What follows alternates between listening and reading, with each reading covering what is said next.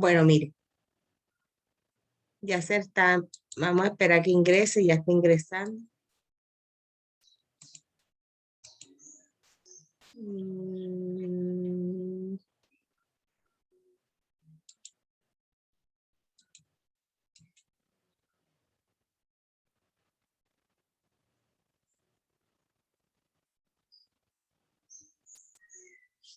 Bueno, ya están. Bueno, miren, en ese caso de Carlos, me llamó mucho la atención porque la verdad que estoy contenta porque ustedes entendieron cómo se hace el proceso de introspección. Y la verdad es que el caso de Carlos es un caso muy particular y que suele suceder en todo esto. Por eso les decía, nosotros en el área de la salud, los que estamos trabajando con personas, porque nosotros trabajamos con personas y la salud mental de las personas, nosotros tenemos que tener claro, y todos nosotros hemos pasado por situaciones difíciles. Si yo les cuento mi historia de vida, yo estudié psicología porque sí, uno cuando estudia psicología es porque hay algo en uno que uno quiere buscar y sanar eso de pronto, algo interno de uno. Hay otros que lo hacen por vocación y todo eso, pero yo, si fuera por vocación, hubiese estudiado docencia, porque a mí la docencia me fascina también igual que la psicología. Pero sin embargo, la psicología la estudié por situaciones que a mí me pasaron. Y a veces un error que uno comete, uno tiene que sanar su parte emocional. Uno cuando está trabajando con seres humanos en el área de la salud mental, uno tiene que estar lo más equilibradamente posible emocionalmente para que tú puedas orientar bien las situaciones o tus pacientes o las personas que tengas a tu cargo. ¿Por qué? Porque es ahí donde tú tienes que sanar tus conflictos emocionales. Entonces, yo no sé si yo de pronto les he contado, de pronto, por lo menos yo en mi caso, cuando estaba pequeña, yo sufrí muchas cosas, no con mis papás, porque no sufrí bullying por mi contextura, de pronto situaciones que de pronto era un poquito gruesa, porque siempre he sido gruesa, entonces siempre tuve como ese complejo, baja autoestima, en fin, muchas cosas. Entonces, uno cuando ya entra a estudiar psicología y si yo no hubiese superado ese problema mío, ese complejo, porque era un complejo, créanme que cómo yo podía ayudar a un paciente que también tuviera la misma dificultad. No lo hubiese podido ayudar, porque si yo tengo ese conflicto emocional es muy difícil. Entonces, nosotros tenemos que hacer esa introspección. Tenemos que hacer, y a veces hay que apoyarnos de un terapeuta, de un psicólogo, y si no, hacerlo, pero nosotros mismos, pero hacer un cambio favorable como hizo Carlos. Entonces, la introspección lo que lleva a eso, a que el paciente sea consciente, o que uno sea consciente de que tiene algo que tiene que sanar para poder ir avanzando y para poder ir superando muchas dificultades. En el caso de Carlos, como lo decía Yasser, él utilizó la técnica del espejo. Sí, da resultado la técnica del espejo, Yasser, porque al hablar tú con el espejo te estás proyectando y tú estás sacando todo eso que tienes en el interior y lo estás haciendo ese proceso de catarsis. Entonces, mira que tú abordaste un caso y lo abordaste bien. Y la introspección también se hace de esa manera, sin ayuda de un terapeuta, pero ya él tenía las herramientas desde la parte psicológica y con el apoyo de un terapeuta, como en el caso de Eva y en el caso de Dani. Entonces, los dos casos son válidos. Yo los felicito. La verdad que estoy feliz porque entendieron ese proceso y la introspección es una técnica un poco difícil de comprender. Entonces, ¿qué tienen que aportar los demás?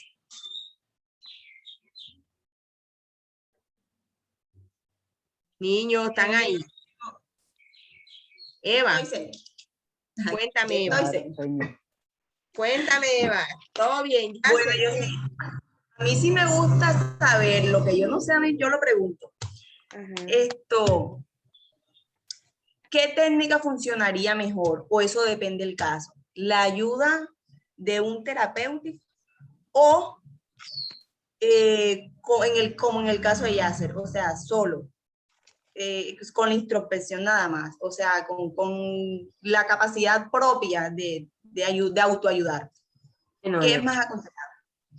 Bueno, Eva, tú sabes que cuando un paciente va a consulta, tiene que ser un paciente que vaya con voluntad, que el paciente en realidad quiera cambios, cambios. Porque si tú vas a atender un paciente, una persona que va obligado a hablar con el psicólogo, no se van a lograr cambios significativos porque la persona no va a ser transparente. Entonces ahí no vale que tú tengas a un terapeuta al lado si el paciente no quiere hacer ese proceso. Ya. Pero cuando el paciente va consciente y quiere en realidad cambios en su vida, es más fácil porque el terapeuta eso le va a facilitar el trabajo al terapeuta. Yo considero que la parte profesional es fundamental. La introspección da resultado cuando va acompañado de un terapeuta. ¿Por qué? Porque el terapeuta tiene las herramientas. Porque mira que tú, Eva, tú decías de que en tu caso tú hiciste un proceso de acompañamiento, de sensibilización, primero sensibilizaste al paciente, hiciste lo que tiene que ver con la parte de la autopedagogía, digamos así, o sensibilización, para después aplicar la técnica. Y eso es lo ideal, hacerlo.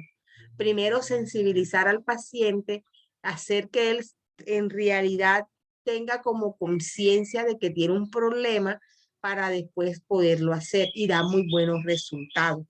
Pero solo cuando un paciente no tiene las herramientas, no da resultados. En el caso de Yasser, porque estamos hablando de un psicólogo, él lo enfocó en un profesional, o sea que él sí sabe lo que le está originando la dificultad, él sí sabe que tiene que sanar eso para poder ayudarse así y poder ayudar a los demás.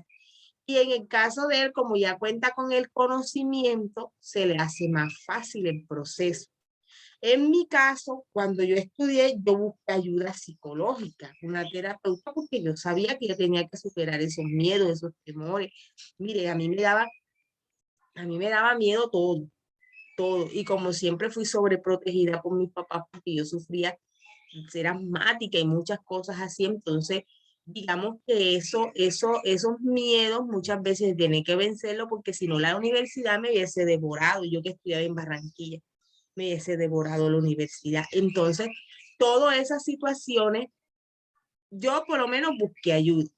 En el caso de Yasser, que ya la persona era graduada de psicólogo, ya él tenía las herramientas necesarias. Entonces, para mí, da más resultados acompañados de una persona que esté como que en las capacidades o que conozca del proceso, porque es lo mejor, porque no solamente es la introspección es la técnica, pero antes de llegar a la técnica, tú tienes que hacer un proceso con ese terapeuta.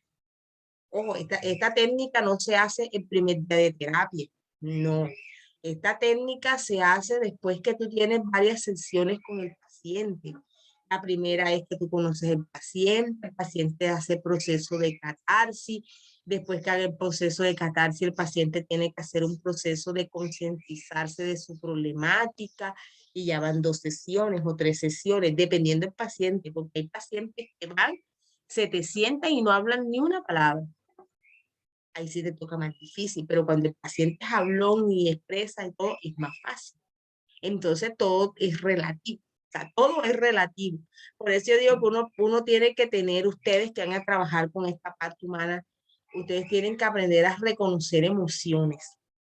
Cuando la persona viene con buen disposición, cuando la persona no llega con buena disposición, cuando la persona llega obligada y todo eso. O sea, uno tiene que conocerlo y saber leer la persona, la parte emocional de la persona para poder llevar el proceso. Entonces la introspección no se hace en la primera cita o en la primera sesión, no, se hace ya cuando ya tú conoces el paciente y lo sientes preparado. Cuando tú lo sientas preparado para eso, es que se hace. Freud lo hacía diferente. Freud cogía al paciente, bueno, siéntate en el sillón, Big Bang, que no me acuerdo cómo se llamaba. Siéntate en el sillón, bueno, te pongo el péndulo, vas a dormirte. Eso era más, ese proceso de Freud era como más rápido, pero no había un proceso, ¿ya? Entonces, por eso la introspección desde el enfoque psicodinámico es muy diferente a la introspección desde el enfoque humanista. Esa es la gran diferencia, porque tú tienes que preparar a la persona. Ahora sí, clara la respuesta, Eva. Claro que sí, señor. Gracias. Bueno, aquí estamos en el caso de Laura, señor, en mi caso, o sea, no es mío. Yo le conté la historia de mi primo, sí.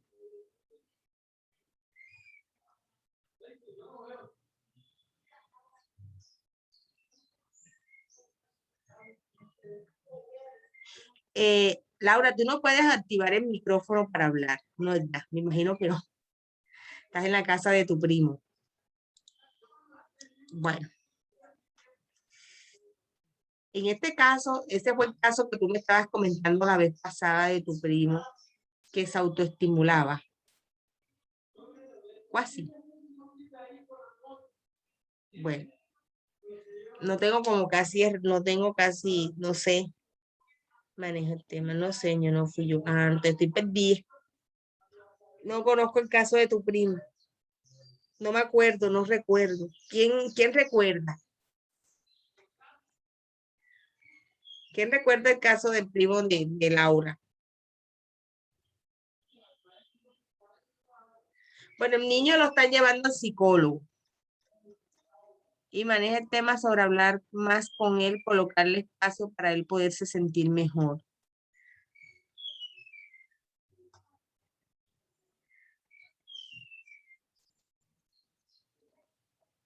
A él se le suicidó un tío. Mira, eso sí es grave, porque mira la edad que tiene. Tiene 11 años y sufrió ese impacto. Eso es un trauma. ¿Y qué síntomas tiene? O sea, ¿qué ha reflejado? El niño está retraído, está agresivo. ¿Qué cambios emocionales el niño ha tenido a raíz de lo que le pasó a su tío? Hay que analizar qué cambios ha tenido, cómo era el niño antes y cómo es el niño ahora. Miércoles. Son dos duelos no resueltos y grave.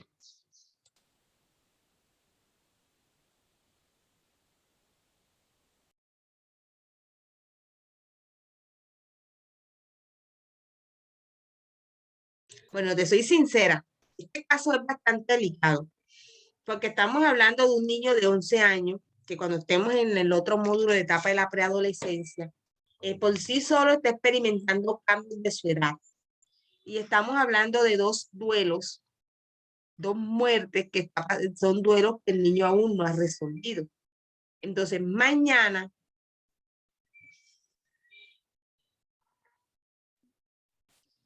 este casito, Laura, me lo vas a escribir bien. Mira lo que vamos a hacer.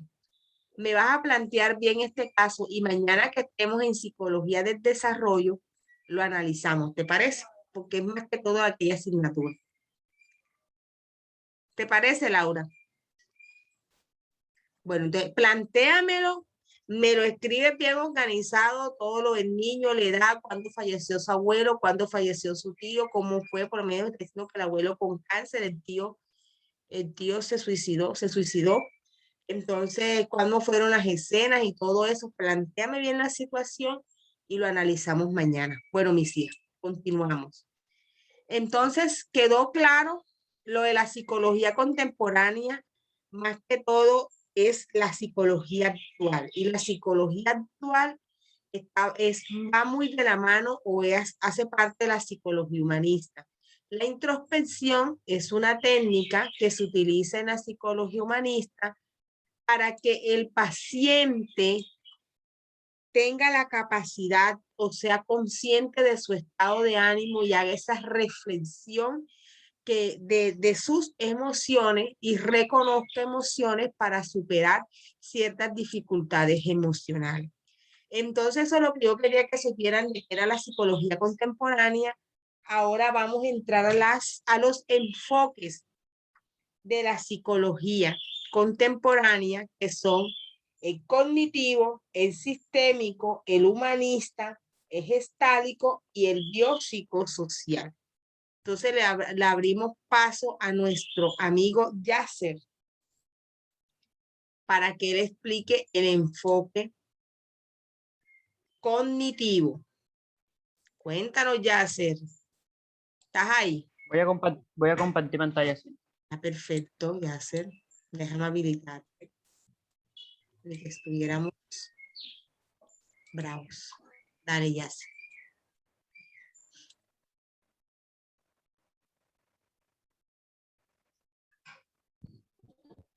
Listo, ya pueden ver. Sí, mi vida. Perfecto. Yes, claro que yes. Buenas tardes, mi nombre es Yasser Hernández y hoy les voy a hablar sobre el enfoque cognitivo.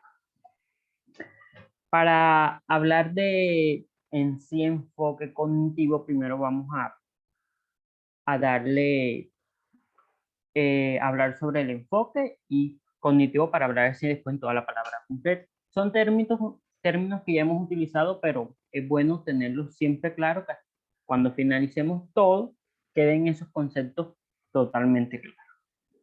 Bueno, sabemos que cuando hablamos de enfoque es una acción de enfocar o mirar algo, mientras cuando hablamos de cognitivo está relacionado con el proceso de adquisición de conocimiento mediante la información recibida por el ambiente y el aprendizaje.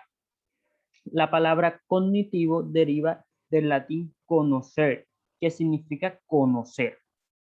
La cognición implica muchos factores como el pensamiento, el lenguaje, la percepción, la memoria, el razonamiento, la atención, la resolución de problemas, la toma de decisiones, etcétera, que forman parte del desarrollo intelectual y de la experiencia. Entonces, cuando nos hacemos referencia al enfoque cognitivo una respuesta, podemos decir que es la acción de enfocar hacia unos pensamientos, el lenguaje, la percepción, la memoria, llevándolo ya más práctico a la psicología cognitiva. Ya hacemos parte dentro de las ciencias cognitivas, está relacionada con el estudio de los procesos mentales que influyen en el comportamiento de cada individuo y el desarrollo intelectual. De acuerdo con el pensador suizo, psicólogo y biólogo y epistemólogo Jean Piaget, la actividad intelectual está vinculada al funcionamiento del propio organismo y la evolución biológica de cada persona.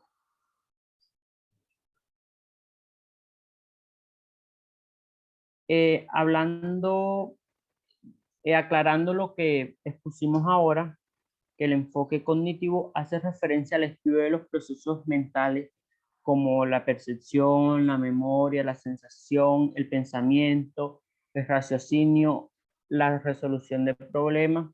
La cognición son todos los procesos por en medio de los cuales el individuo aprende e importa significado a un objeto o idea. ¿Qué quiere decir esto? Que la base principal del enfoque cognitivo son los pensamientos, en especial los automáticos, ya que estos generan emociones que conllevan acciones generales. Es aquí cuando nos damos cuenta que existe un conflicto, nos está generando complicaciones en la interacción con el entorno, producidas ¿por quién puede ser producida? Por la furia, la tristeza, el temor.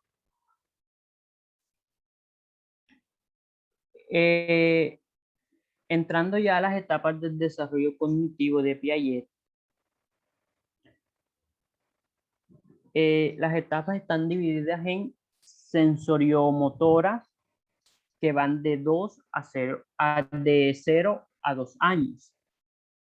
que son competencias claves, conducta orientada a metas, permanencia de los objetos. Aquí el niño utiliza los sentidos y las actividades motoras para entender el mundo. No hay pensamiento conceptual o reflexivo. Un objeto es conocido en términos de que el niño puede hacer. También algo clave que podemos resaltar aquí es que el niño aprende que un objeto todavía existe cuando no está a la vista y empieza a pensar utilizando acciones tanto mentales como físicas. Tenemos preoperacional, que va de 2 a 7 años. Aquí la competencia clave es el pensamiento, símbolos o imágenes mentales, desarrollo del lenguaje, conceptos numéricos y básicos. Aquí el niño utiliza el pensamiento simbólico que incluye el lenguaje para entender el mundo. A veces el pensamiento del niño es egocéntrico. Hablando de egocéntrico en la parte psicológica, el egocéntrico es la característica que define a las personas que creen que sus propias opiniones e intereses son más importantes que los demás. Entonces, aquí al aplicar las actividades lógicas, los niños aprenden a comprender los conceptos básicos de la conservación, el número, la clasificación y otros muchos ideas científicas. Tenemos la etapa operaciones concretas que va de 7 a 11 años. Aquí la competencia clave es clasificación y conservación, pensamiento, fenómenos y objetos reales. Aquí el adolescente o el adulto es capaz de pensar sobre las atracciones y conceptos, es capaz de especular mentalmente sobre lo real y lo posible. Aquí se aplican los temas éticos, políticos. Este va de 11 a 12 años, los temas que son políticos, sociales, involucrados más en adolescentes mediante que se hacen capaz de desarrollar enfoque más amplio.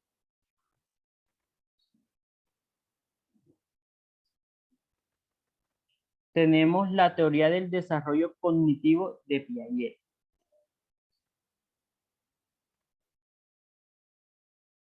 Aquí decimos que una teoría exhaustiva. ¿Qué quiere decir esto? Que es muy completa sobre la naturaleza y el desarrollo de la inteligencia humana. Esta teoría fue creada por el psicólogo suizo del desarrollo Jean Piaget. La teoría se ocupa en la naturaleza del conocimiento y de cómo los humanos gradualmente lo adquieren, lo construyen y lo utilizan. La teoría de Piaget se conoce principalmente como una teoría de la etapa del desarrollo. Aquí podemos decir que para Piaget el desarrollo cognitivo era una reorganización progresiva de los procesos mentales resultantes de la maduración biológica y la experiencia ambiental. Creía que los niños construyen una comprensión del mundo que los rodea, experimentan discrepación entre lo que saben y lo que descubren en su entorno. Luego ajustan sus ideas en secuencias. Bueno, tenemos que la discrepación es una falta de acuerdo entre dos o más personas.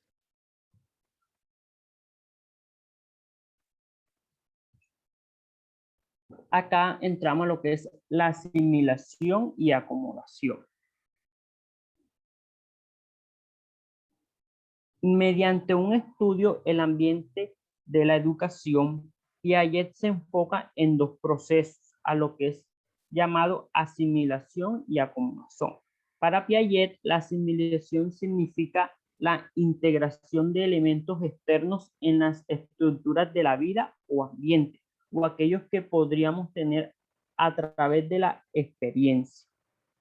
La asimilación es como los seres humanos perciben y se adaptan a la nueva información.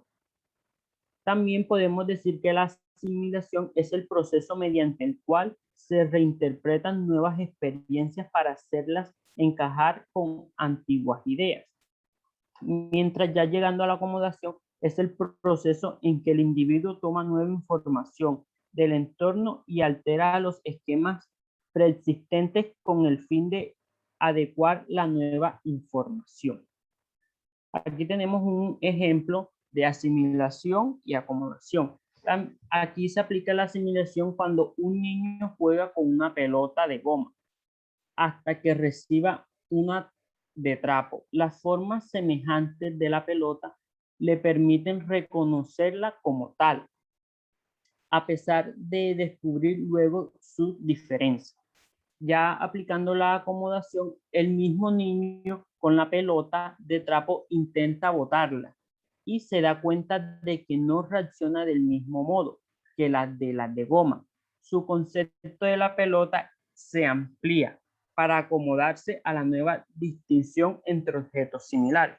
Vemos que están las dos pelotas, pero ya al momento de que el niño las rebota, ya hay que acomodarse a la pelota que la de goma rebota y la de trapo no, entonces ya ahí se va acomodando a ese término de pelota.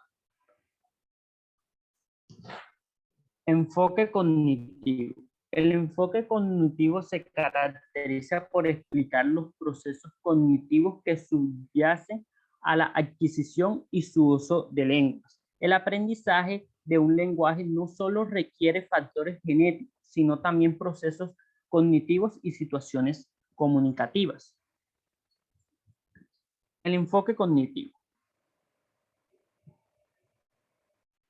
El enfoque cognitivo, procesamiento de información en un sistema que interactúan con la atención y la memoria. Siempre hay que tener eso presente en el enfoque cognitivo, que hay que tener mucha atención y la memoria, porque en eso es el que se basa.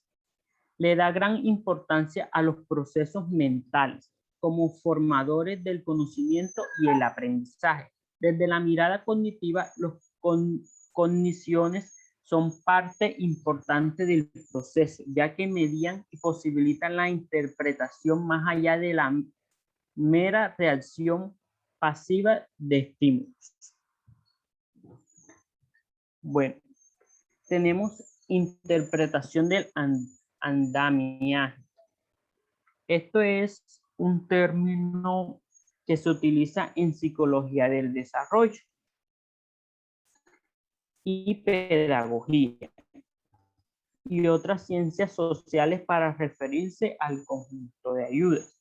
Él se basa en la psicología del desarrollo, pero la quise aplicar acá o colocar acá, porque como el enfoque cognitivo habla de la memoria, la mente, entonces por esa razón se quiso, llega a conocer o a dominar los contenidos que el enseñante propone. Por medio de un proceso interactivo o diálogo, el experto enseñante tiene estratégicamente un conjunto de andamios. ¿Qué es el conjunto de andamios? Son estrategias que utilizan los docentes, por decirlo así, para que el alumno pueda interactuar entre ellos mismos y llegar a una conclusión cuando se están hablando de dicho tema, por medio de los cuales el alumno novato va elaborando las construcciones necesarias para aprender los contenidos. Aquí unas características que se aplican aquí es ajustarse a las necesidades del aprendiz del alumno, tanto el docente como el alumno. El docente tiene que colocarse en el papel también de alumno porque de ambos se puede aprender. Como por ejemplo, si aquí no hubiera, por ejemplo, aquí hubiera un alumno con una discapacidad, ya aquí el docente tiene que buscar las estrategias o la manera de que todos vayamos a la par, así sea que vayamos un poquito más lento, pero que todo sea susceptible. También ser transitorio y temporal. Ser explícito, que una semejanza de ser explícito es que seamos audibles y visibles. Por ejemplo, si estamos en una aula de clase, ver que todos los compañeros tengan como la misma dinámica o la misma secuencia para trabajar con nosotros. Y algo muy importante es que ser un poco temático en el momento de dirigirnos a cada uno. Y ven cómo, o sea, comenzamos desde un significado de qué es enfoque, qué es cognitivo, y mira ya cómo vamos hablando sobre un desarrollo que se puede utilizar en un aula de clase. Entonces, es así que es como se abarca este enfoque para llegar a unos buenos términos. Y aquí les mando un abrazo psicológico. ¿Cómo es ese abrazo Eso, psicológico? bien alegre como yo. Bien, Yasser. Muy bien. Bueno, Yasser nos habló de forma muy detallada de lo que es el enfoque cognitivo. El enfoque cognitivo, como él lo dice en la primera diapositiva, cognición es sinónimo de ¿qué? Voy a hacerle preguntas de la exposición de Yasser. Y se los pone ahí como buen amigo, como buen compañero, para que los compañeros lean la respuesta. Ah, Yasser. Sí. Bueno, déjala ahí. La cognición hace parte la cognición es sinónimo de conocimiento, de aprendizaje. Hace referencia a todos los estudios mentales que nosotros tenemos, cómo nosotros aprendemos, cómo nosotros captamos la información a través de la percepción, la memoria, la sensación, pensamiento, raciocinio y cognición de problemas. Yo les hago una pregunta. ¿Ustedes han visto una asignatura que se llama procesos cognitivos? La están dando y ya la dieron. No. Los procesos cognitivos es donde ustedes les explican en esa asignatura cómo se da el proceso de la cognición en el ser humano. Nosotros a través de los órganos de los sentidos estamos captando información y esa información nosotros nos ayuda a procesar. Esa información que nosotros procesamos se lleva al cerebro y en el cerebro va reconociendo ciertos conocimientos o habilidades. Es decir, la sensación y la percepción. La sensación son los estímulos que yo recibo y la percepción es la interpretación de esos estímulos. Cómo la sensación y la percepción influyen en la parte cognitiva. Nosotros aprendemos del exterior. Digamos que yo estoy en una situación, voy por el centro y pasa por mi lado una persona que de pronto yo percibo como una persona de pronto un poco desagradable. Mis partes sensorial, mis órganos de los sentidos se activan. Entonces ella hace una interpretación que es la percepción de esa situación. Entonces uno dice, me va a hacer daño, me va a atracar, me va a hacer tal cosa. Entonces ya uno comienza a interpretar situaciones. Esa interpretación te hace a ti como persona tener un conocimiento o tener algo sobre ese suceso que te está sucediendo o en la cual estás pasando. Entonces te ayuda a adquirir conocimiento, porque la sensación y la percepción es la estrategia para tú adquirir conocimiento del mundo exterior.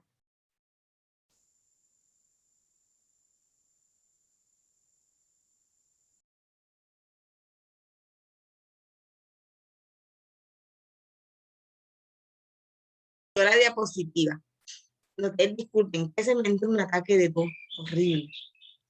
Entonces, ya sé por qué quitaste la diapositiva.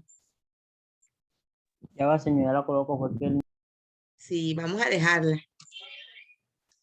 Entonces la cognición, esa capacidad que tenemos los seres humanos de construir nuestro propio conocimiento, de adquirir, de aprender, aprendizaje.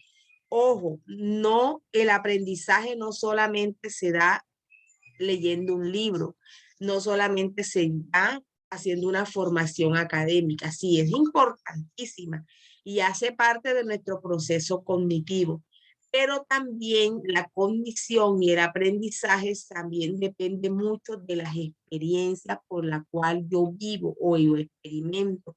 Por eso yo siempre he dicho, cuando una persona comete un error en su vida, uno no puede decir que cometió un fracaso.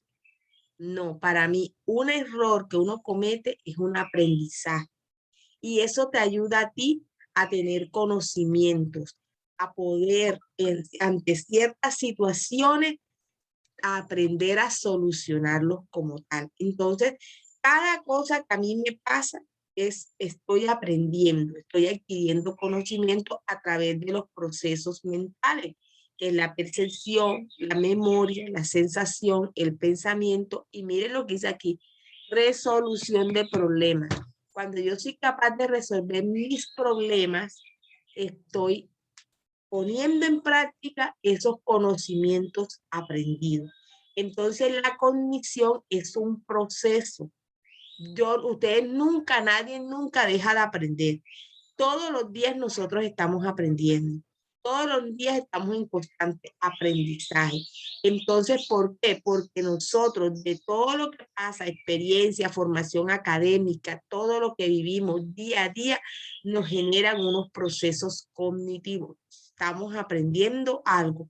El individuo siempre aprende e imparte significado de un objeto o idea. Miren que ella se nos estaba hablando de Piaget. Piaget fue el primer, Jean Piaget fue el primer psicólogo. Bueno, él no fue psicólogo, pedagogo. Él sí fue psicólogo, sácame de duda ya. Él fue pedagogo, ¿verdad? O Yasser. Yasser, no está Yasser. Tú mencionaste quién era él, y dijiste con un estilo. Aquí estoy, señor. ¿Ah? Aquí estoy. Bueno, ¿quién era Piaget? ¿Quién era Piaget? Tú lo dijiste.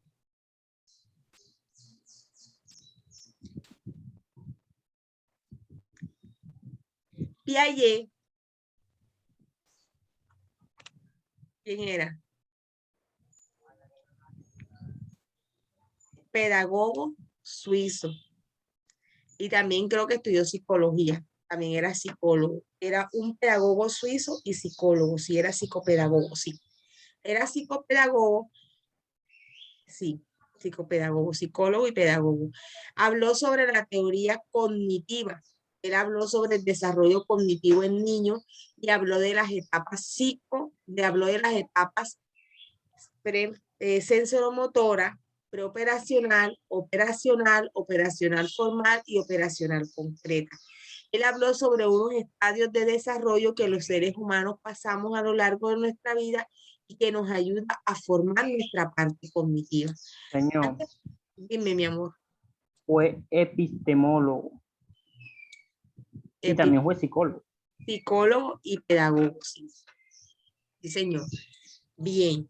Entonces, si nosotros analizamos este enfoque cognitivo, gracias, mi amor, ya puedes dejar de compartir. Si nosotros analizamos este enfoque cognitivo con la psicología contemporánea, este